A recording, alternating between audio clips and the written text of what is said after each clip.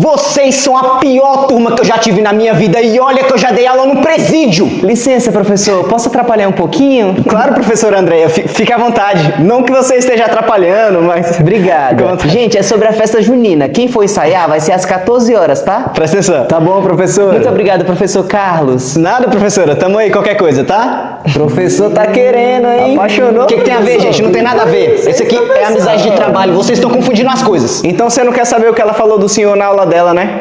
Ela falou alguma coisa sobre mim? O professor tá querendo ensinar máscara pra ela no off. Ô, Lin, sai de sala.